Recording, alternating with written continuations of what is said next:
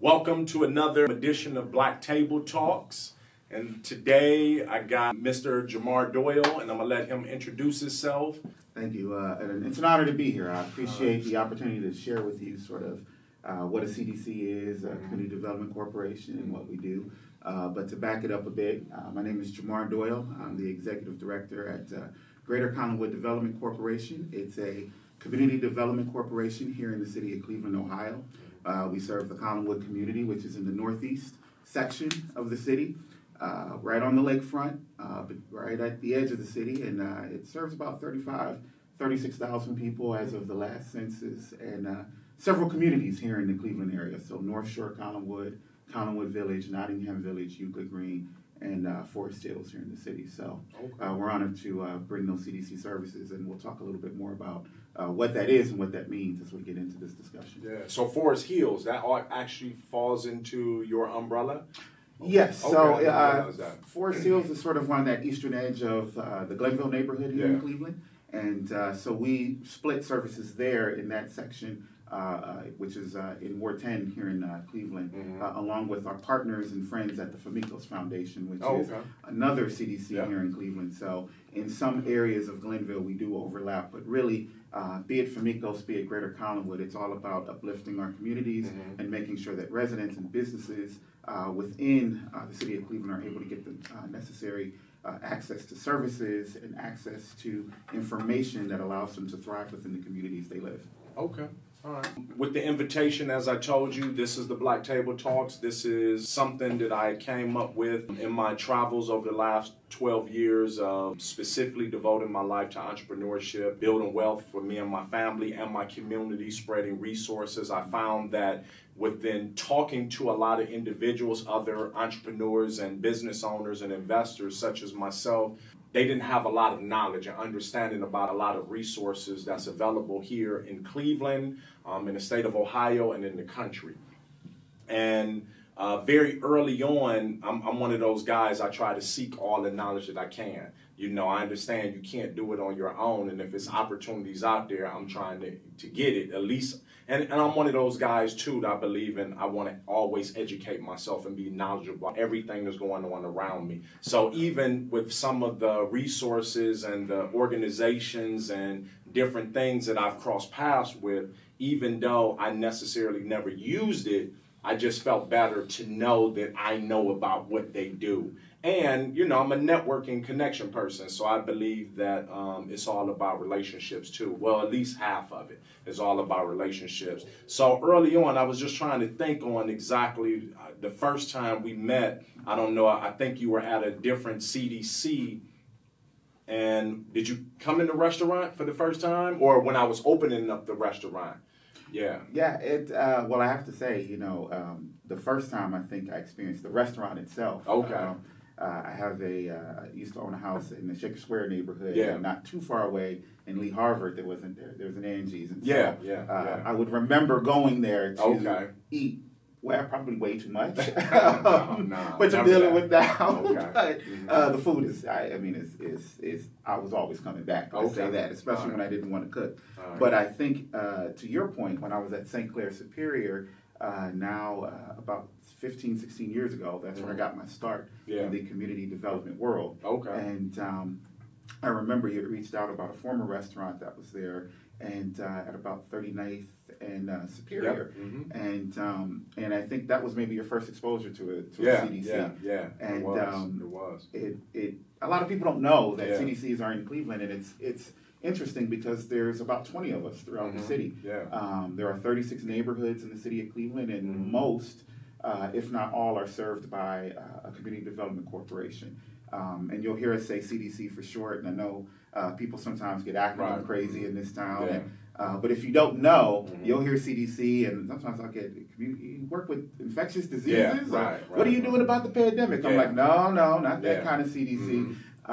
It's not Centers for Disease Control, it's Community Development Corporation. And actually, it's a national movement that began really in the 60s and 70s as an outgrowth of really what I think are the combination of policies here in the United States that were not favorable to low-income communities, not favorable to African-American communities and marginalized communities, right? A lot of times we hear urban renewal in the historic context. Urban renewal was equated to Negro removal. It was the idea that, we are going to declare this entire area. So if we're talking about here in Cleveland, in some ways, going back to the Erie View project around East 9th Street and East 12th Street, St. Clair and Superior, where Erie View now stands, and One Cleveland Center that used to be a neighborhood. And, again, being declared slum, blight, tearing everything down because there's a grander vision, right? That's happened time and time again in cities across the country in the 50s, 60s, and 70s, and community development corporations grew out of a grassroots effort to say, from the bottom up, we need to reimagine what our communities look like rather than from the top down. And then as the 90s progressed and into the 2000s, those organizations became more professionalized. So as an industry, it became more about how do we then bring in economic development. So first sort of was the grassroots, how do we organize our populations to stop some of the detrimental things that are happening, freeways that are dividing communities in half, again, 50s and 60s. How are those decisions made, right? And then once we get past that, in the 90s and 2000s, we're really talking about how do we bring in development? How do we support the residents that have lived here through the good and the bad? And then also, how do we support the businesses that have lived here through the good and the bad? And how do we also bring in resources that will attract more businesses, attract more residents, and begin to revitalize our communities? And that's kind of where we stand as an industry today. And in many ways now, things have come full circle, and we struggle with gentrification, right? The idea that how do we make sure that as development comes in, it is not just beneficial to those that are creating the development, but it is also beneficial to the folks that live in the community, work in the community. Not to say that we shouldn't have development, but really in a holistic way, how do we make sure that it's beneficial for all? And so that's kind of a very short, eclipsed kind of history of the very detailed industry. But that's kind of who we are on a sort of 10,000-foot national level. Okay, that was very interesting. They're very also informative, actually for me, and I'm sure for some of the audience members. So even taking you a step further, CDCs are not just limited to Cleveland, Ohio, in this state. Correct. Right? They have CDCs all around the United States in Correct. Communities. Are they called CDCs in every city? And so the name may differ, but at the end of the day, and in a lot of places they are called CDCs, but they may also be called neighborhood NDAs, neighborhood development associations, neighborhood development corporations. They may just be named after the community they're in. Actually, one of the first CDCs I ever worked with, I did my undergrad in the city of Pittsburgh, and I got a chance to, through the Coro Center for Civic Leadership, do an internship at the East Liberty Development, ELDI, as it was called at the time, East Liberty Development Incorporated. But it is a CDC in Pittsburgh that has really done amazing things in that community. So, and it is one of those times that sort of ignited my passion about the ability to work at a CDC. I'll tell you, sort of personal story, I really, growing up, wanted to be an architect. My mom bought me a drafting table. I had the T-square. I just knew I was going to be an architect. Got to college and found out a couple things. One, I don't know how to draw, not to the level I needed. Two, me and calculus had a fight. And calculus won. I didn't. Right. But three, I think most importantly, is that I had an opportunity to take a class called Urban Studies. And it was a wonderful professor, Dr. Carolyn Smith at the time at the University of Pittsburgh. And in this class, we toured the neighborhoods of Pittsburgh. And it's not unlike Cleveland in terms of a city that really is the backbone of American industry, was very strong for the first half of the 20th century, and has gone through the same sort of painful transition from the 1950s through the 2000s, but is now rebuilding itself, right? And has done an amazing job. Same story, similar in Cleveland, similar in other Midwest cities like Milwaukee and St. Louis and so forth. A lot of cities that also have a strong CDC culture. With that said, in Ms. Smith's class, we had a chance to sort of tour a couple neighborhoods. And I remember distinctly there was, and I'll say my family is part from Pittsburgh. So staying with family, Homewood / Lincoln area, which is, a marginalized African American community in Pittsburgh at the time, late 90s, early 2000s. So we're touring Homewood, and we go under a bridge, which is a busway bridge, which is a transit system there. And the minute you come from under the bridge, you go from the Homewood side, where you see abandoned houses, there's vacant lots, and I'm used to that. That's where I grew up, of course. In both cities, Cleveland or Pittsburgh. That's where I'm from. Literally, going under this bridge, you enter a neighborhood called Point Breeze. Instantly, manicured lawns, big, huge homes, the entire dynamic changed. And our professor didn't say anything. She just had us do the story. That's all. I was like, where the heck? What happened? Right. And then we talked about it, and we said, well, this is the result of urban policies. This is the result of redlining. This is the result of 60 years of how we have decided to do housing policy, business policy, investment policy. And it's a red line. Having grown up half in Pittsburgh, never crossed that bridge. And so it was a psychological barrier, but it was a physical barrier. And I think something in me clicked. And I noticed it here in Cleveland when you, there's tons of places where that same type of hard transition, say between East Cleveland and University Circle, right? We're starting to smooth those edges because I think cities and communities have learned how detrimental that has been, and I think now we're beginning to correct that. I know Chris Ronayne has done some amazing things at University Circle E. I know there are several groups in East Cleveland that are beginning to work to really transition that area so that we can heal from those previous scars, right? But it's something that's repeated in Cleveland and Pittsburgh and really I think cities across the country and really the work that CDCs do is to in part begin to heal from some of that. But I got excited about this work from that class. We said, I may not be able to draw the building, but I can help build shape the community that building's going to sit in. Exactly.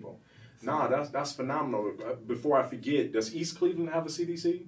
I believe East Cleveland has two that have started, recently, and I say recently within maybe the past 4 or 5 years that are beginning to do some things and really get their feet rooted in the community and start to do some amazing things. So I had a chance to meet with their director. I apologize, I can't remember the name at the moment, but I know that there were some plans on the table to really do some things and really help a community that, again, because of historic policies, has struggled. And let's be real, it's all tied to racism. And we know that that's a problem nationally. We see what's happening nationally right now. But at the local level, it's something that our community has struggled with for decades. And I know that there are some groups now that are coming together to really, look at how the value that East Cleveland has and how to capitalize on that and begin to bring it back. And that's important to me because Collinwood sits adjacent to exactly right. It's on the borderline. It sits right on the borderline. Beginning to work across those borders with East Cleveland, work with the city of Euclid, as well as Glenville and our neighbors within the city of Cleveland, because really, as we all sink, as one sinks, we all sink, but as one rises, we all rise. It's no longer sort of thinking of things in terms of specific territories, because again, residents and businesses, I've found, don't focus just on a border. They don't think about it like that. We may think about it, but business owners, right? They don't think about it that way. Most business owners and residents probably don't know exactly where one ends and where the other one begins. For sure, that doesn't even make sense. They just care about their street and their immediate community and around the block and the grocery store that they can access and the post office that they can access and the schools that their kids and can go to that is accessible. That's all they really care about, which makes sense. So is CDC's political organizations affiliated politically or non-political? So non-political. Most CDCs are 501c3s. So in some form or another, they're a nonprofit organization. So all or some? There may be some that are for-profit. I can't speak to how everything is structured in other cities. Yeah. But here in Cleveland, they are all nonprofit organizations. Okay. So I can't speak for that. And so we are not political organizations. We are nonprofit organizations.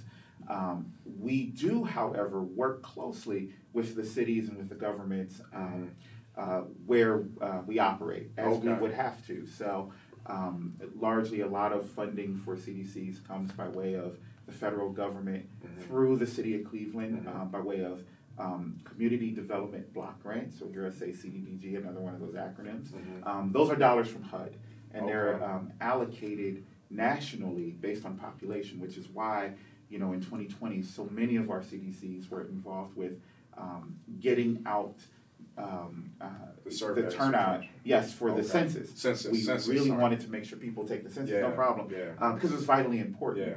We saw data that showed that for every person that does not take the census, it's $19,000 that is missing from the community. Exactly.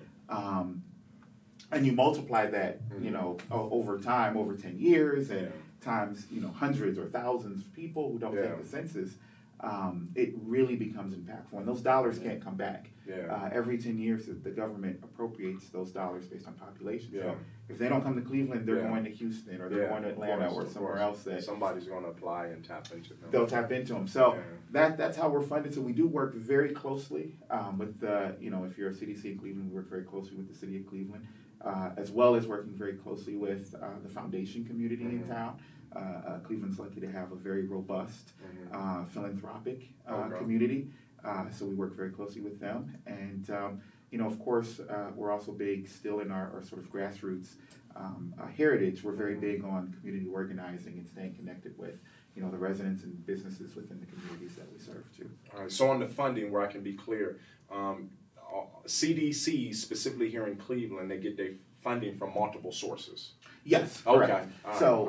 Multiple sources, largely, HUD being one of them, which we talked about, the block grant through the city of Cleveland, philanthropic donations from the foundation community locally, and then, really what's being ramped up is also looking at social business ventures and social enterprises. And so what that is there a way in which we can earn revenue while also doing good in the community? I think, we're here at this wonderful radio station, WOVU, which is a program of Burton Bell Car Development, one of our colleagues, CDCs here in Cleveland. And again, I think that's just a prime example of something that is a social good, but also maybe is a revenue generator. Same as the cafe that Burton Bell Car was able to open. Provides healthy, fresh foods within the community, which is needed, but can also be a revenue generator. Other CDCs may do so through property, making sure that we're able to provide affordable housing, decent housing, safe housing, providing that service in our community, but it can also be a revenue generator. So many CDCs also look at how can we do both. Provide a service to the community that's needed, fill a need, fill a gap, particularly where maybe the private sector isn't coming in to provide those services, but then also generate revenue. And in many cases, let's say around property, once the CDC proves the market, the private sector moves in, of course. The CDC steps back and may move on to something else that is identified as a need, because now the private sector, we've been able to prove the market to the private sector, and that's ultimately what we want, is the private dollars to come in, so that these communities begin to operate as a whole community and not need to rely on so much investment from either government or philanthropic. We want that to be the jump start to private investment coming in. So just following right up with that, I was just thinking while you were talking,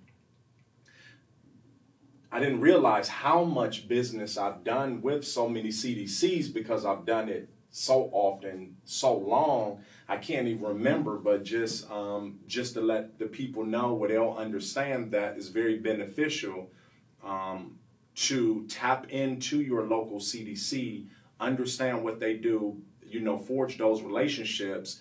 To me, I'm a firm believer, you shouldn't do any business in any community until you seek out that CDC, knock on their door, introduce yourself, see who's who in every position, let them know what you're trying to do in that community, and see how they can help you do whatever you're trying to do, what resources they have available.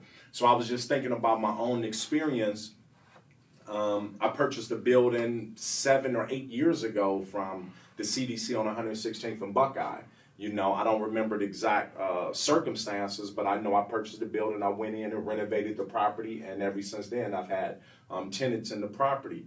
Mount Pleasant, I purchased quite a few properties from Mount Pleasant that I still own, and you know, they're rental properties, and I'm sure they, you know, they can look back on and be proud of that development happened in that community with their assistance and my assistance. My private dollars and private work came in, and with their connections, they put me in the opportunity that I can develop this property and do the same. So just thinking, I've done it in Buckeye Development, obviously Mount Pleasant, Formico's, Superior, 105 and Superior area, where you used to be at, Superior, St. Clair, Midtown. I'm working over there with Jeff. We have a great relationship. I mean, I can, obviously Tim here at right here at Burton Bell Carr, Jeff at Midtown, John over at Lothario, and Carolyn over at Formico's, and just so many. Harvard Community Center, I believe that is a CDC. Yes. I work with them, Kevin and Richard, and I can't remember everybody's name. I'm trying to think, but hopefully nobody would be offended. But so I'm a perfect example of a private investor, entrepreneur, a small business owner that works on the relationship with the CDCs, the ones that I, invest in the community. Let me ask you this. So I know my personal experience, because this show is the Black Table Talks, is about getting entrepreneurs, investors, and small business owners in the black and staying in the black. How can your CDC specifically assist with that? That's a great question, and I actually want to take it a little bit back, because something you said I think is important, is that CDCs can really be sort of that one-stop shop, and particularly for entrepreneurs that are looking to do business within the city of Cleveland.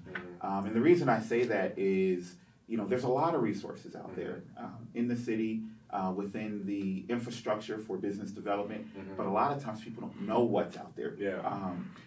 It's hard to know what resources are out there, and even if you do, how to access those resources. Exactly.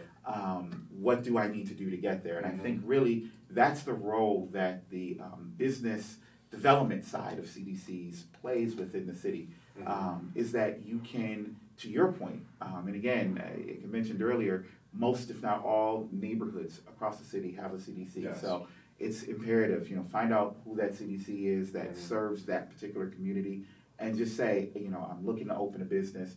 Who do I need to talk to? What do I need to know? And normally, just those two questions alone will open up many other doors, because all of the CDCs have someone who's on staff that's in tune with the businesses within that community on the ground, and can talk about how to connect with the city of Cleveland for various programs like the storefront renovation, or the economic development department of the city. The county has development dollars. There are several foundations that have programs and dollars that are designed specifically to support businesses, be it for green infrastructure, be it for green buildings. So that, but how do you know what are all these resources that are out there, or how do you even navigate City Hall, particularly if you're a small business owner who may not have the time, resources, or capacity to navigate all of the different departments to get through the permitting process. Again, that's something where CDCs are extremely helpful to be able to say, share with us what you're looking to do. Let's have those conversations. Let's meet with our council person. Let's on the front end, answer all of those questions so that we can move this project forward as quickly as possible. I think CDCs have played that valuable role, definitely, because it can be, particularly if a lot of businesses are small businesses, they always say that's the engine of our economy, right?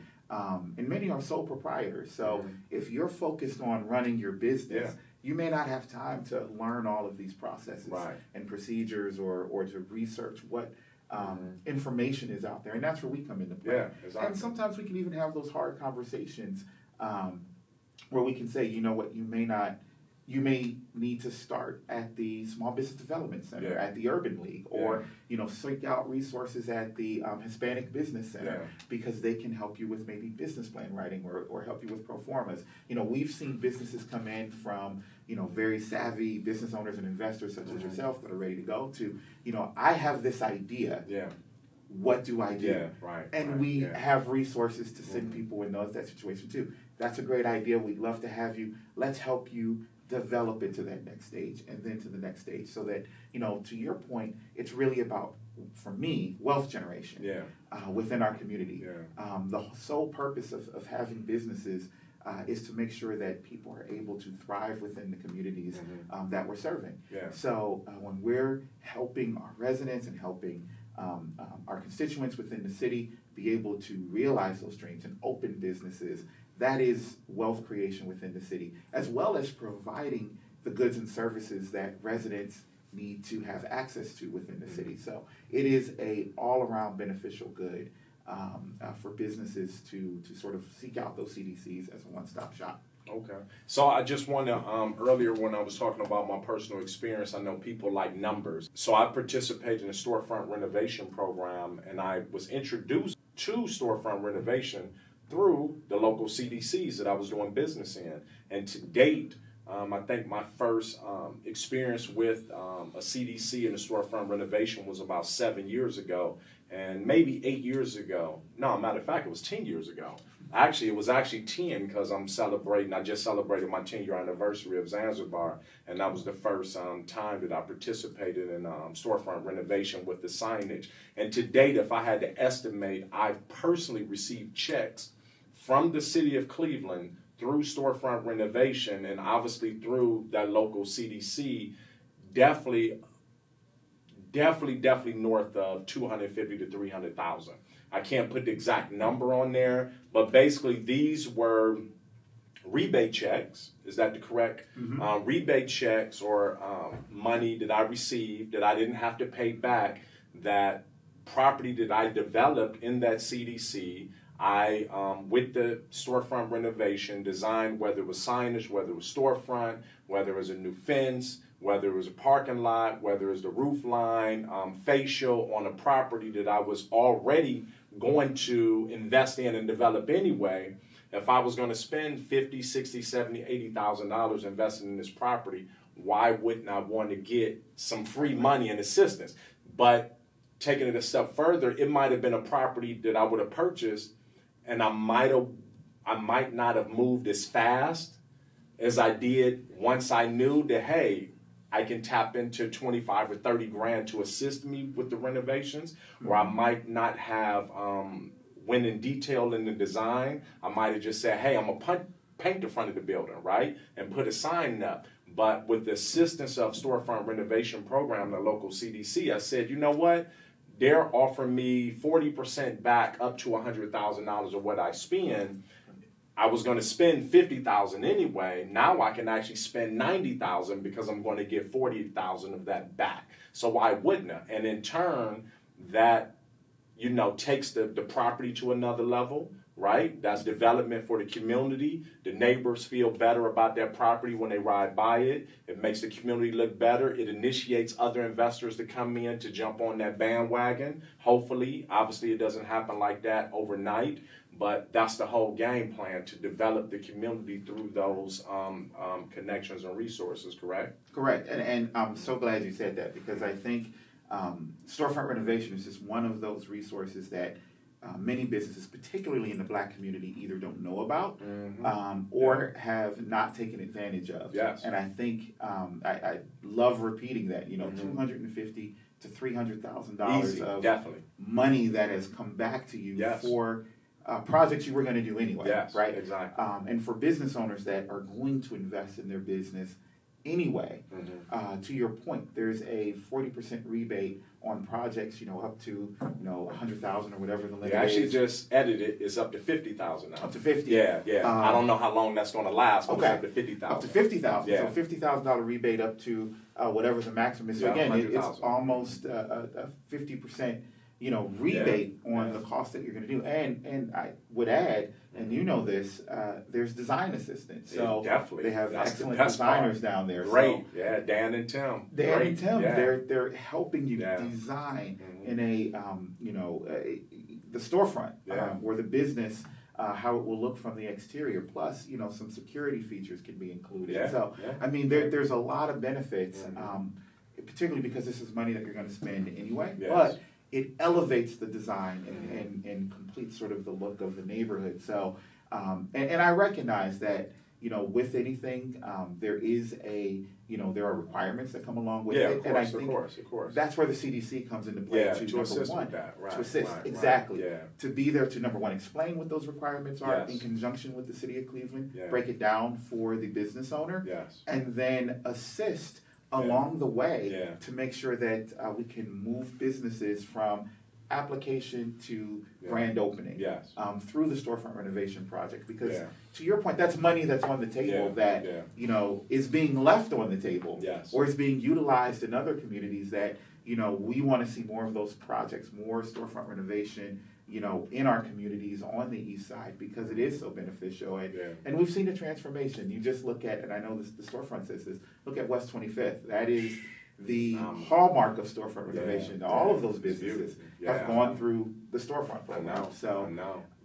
Ohio City area too, right? Yes. Detroit Shoreway. Yep. Yeah, it's phenomenal. We need more of that on the east side for sure. Exactly. It's unbelievable. Exactly, and I think that's the one of the critical things. And we've talked to businesses, and sometimes their biggest thing is the challenge that again, anytime you're working with government, there are requirements, there are paperwork, but utilize your CDC because there's staff at the CDC, and even quite frankly at the city of Cleveland, Terry, Sandy, and her shop. They have staff that are willing and able to work with people to help them through that process so that it doesn't feel burdensome, particularly because we know, again, if it's a smaller business where, maybe they're focused on the business of running their business, let us, in conjunction with the city of Cleveland, focus on, the paperwork and some of the other things so that, these projects can come to fruition. And to your point, we can not only get a really spectacular project within the city, but that business owner gets money put back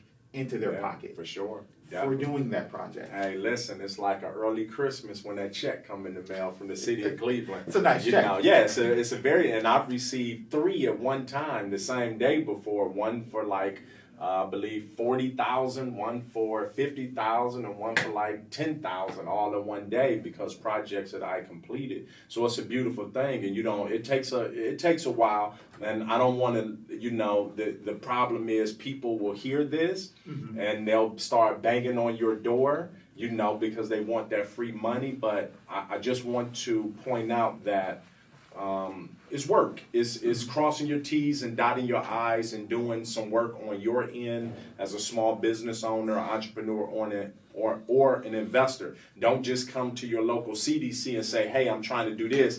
Here, do the work. Let me know when my check comes. Please don't do that. That's not going to happen. And that's what I hate when I'm always talking to people and telling them, hey, I just did this. They think I just, pop my fingers and that happened. It's paperwork. It's a process. I remember the first time I did it, it felt almost physically painful because the work that I had to go through and the paperwork that I had to fill out and the interviews and the processes and getting the proposals and getting them approved and the meetings and different things. But once I received the first check, I said, okay, that's what I did the work for. If I didn't do that work, I would have spent that money and never got it back. So now I was able to get that money, put it in my pocket, and guess what? Take that money and reinvest it in another project. And that's what it's all about. When I got the check, I didn't go buy a car, I didn't go buy clothes, I didn't go buy jewelry. I said I can take that money and buy another property or invest in another property that I already have. So that's the whole point, and that's what it's supposed to be about, taking that money and reinvesting it in another project. But Terry, Sandy, and Carolyn, and Dan and Tim, And the individuals at Storefront, they were very helpful to me, and they made it less painful the more that I did. And now it's like, every time I see somebody in the community working on the property, I almost slam on the brakes and say, hey, are you participating in storefront renovation? I've stopped several individuals that's neighbors to properties that I have and let them know, like, I see you working on that project. Have you participated in storefront renovation? They're like, what's that? I'm like, stop. Let me introduce you to the people. And Terry and Carolyn will testify. I've sent at least 5 other people to the program over the last couple of years. Now, I don't know if they all completed. I know for a fact 3 have, and they were able to tap into those resources. So we talked about Storefront. Any other specific resources directed? Because I know you guys cover a lot of bases, and you have a lot of programming for residents. Yes. I mean, it's huge, but we're here to really focus on entrepreneurs, small business owners, and investors. Storefront is one of the programs that I personally experienced. I believe that's the only one that I've been able to really take advantage of and use, but I know you have more resources or more assistance than that. Is it any other specific that you can speak on that can help our target audience out? No, absolutely. And I think real briefly, something you said, CDCs in general cover much more than just business development. Yeah, of course. There's housing investment, real estate development, placemaking, planning, neighborhood organizing, working with block clubs. So again, that's not the focus of today's conversation, but even if you're a resident that's experiencing housing insecurity, food insecurity, again, CDCs can also be a resource for that. So I won't go too much into that, but I do want to mention for those that may be listening that are interested in other services. CDCs cover everything you can think of related to the quality of life within a community. So, well, no, that's good because our audience members live in these communities, and even I know for a fact that my mother, when she lived on 147th, we applied and got free painting for a house. I think it was a free paint program 20 years ago.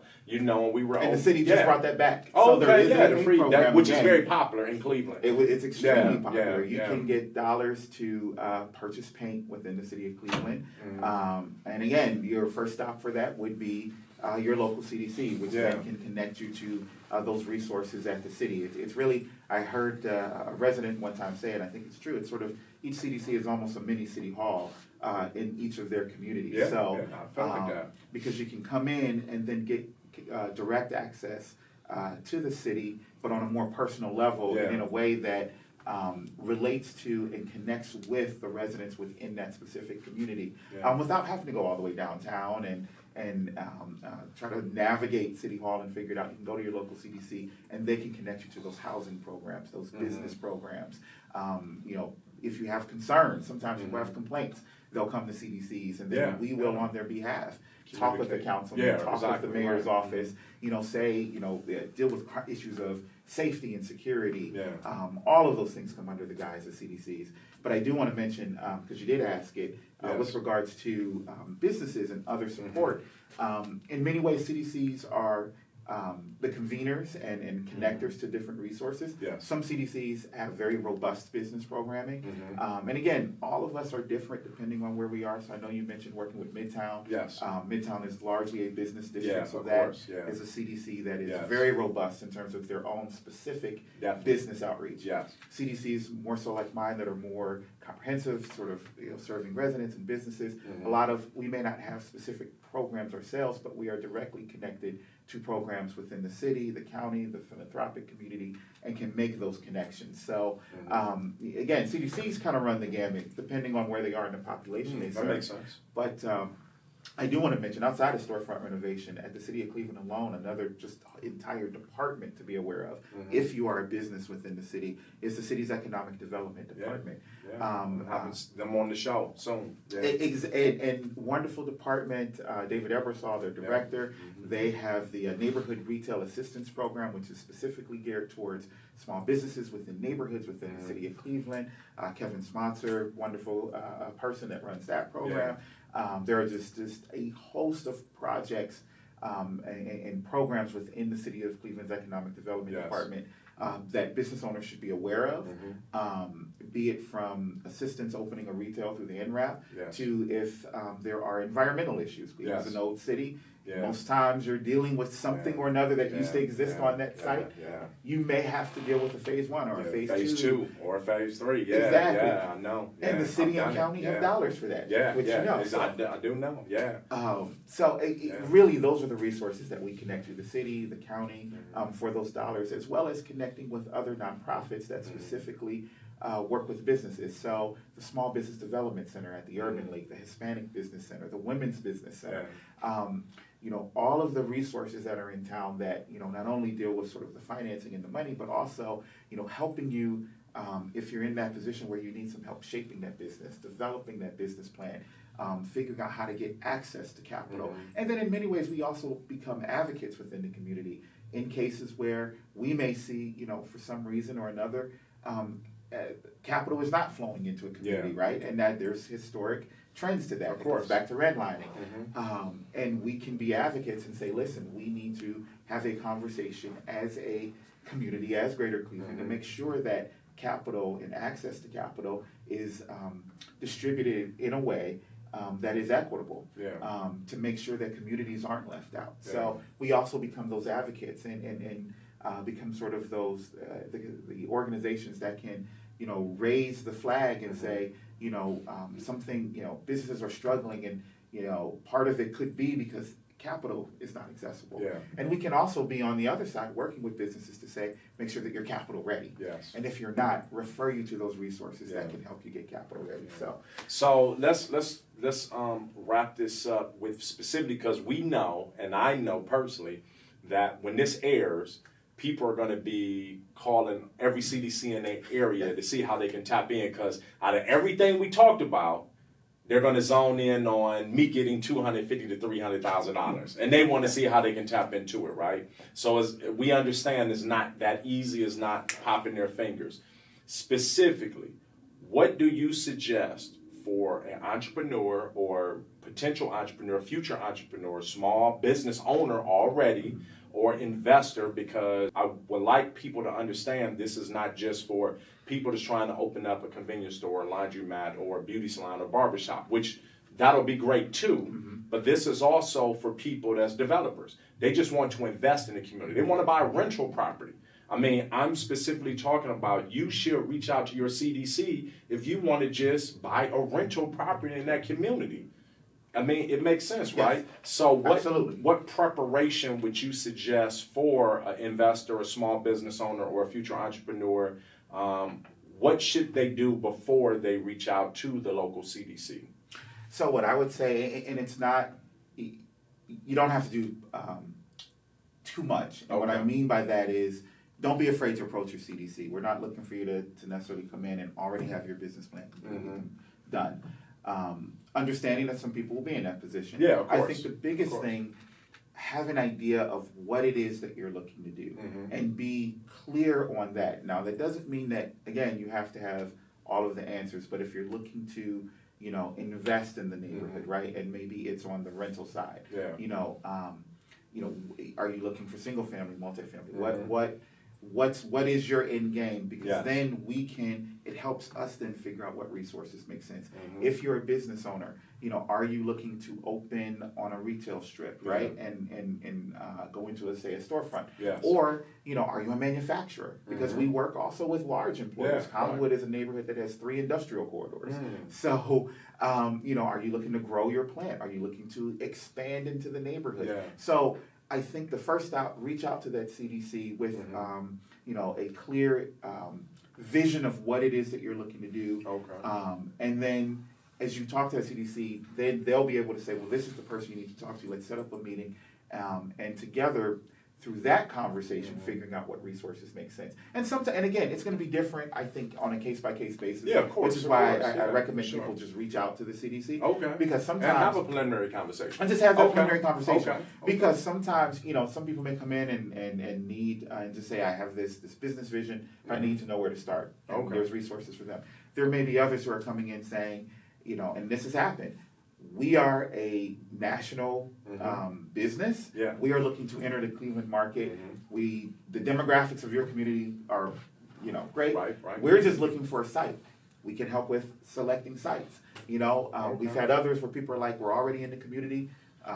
For whatever reason, we've been fortunate that we're at a point where we need to expand, but we need capital to do that. Yeah. And so we've reached out to the city's economic development department. There are funds to help existing businesses expand with their footprint.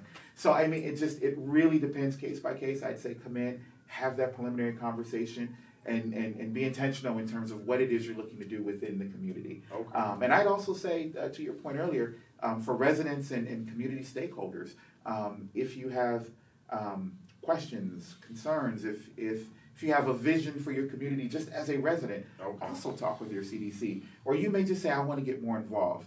Most CDCs in the neighborhood are also connected with their block clubs, their neighborhood groups, their neighborhood associations. They may even be the ones organizing them. Yeah. They can say, listen, if you're concerned about 1, 2, 3, 4 Main Street, there's a block club there. Why don't we get you connected, get involved this way? Or, we can get you involved that way. Or if people are facing, housing insecurity, a lot of times CDCs can connect them to different resources, such as the Legal Aid Society, which is taking over a lot of the duties that the former Cleveland Tenants Association did. So there's a number of resources for residents, community members, stakeholders, as well as businesses.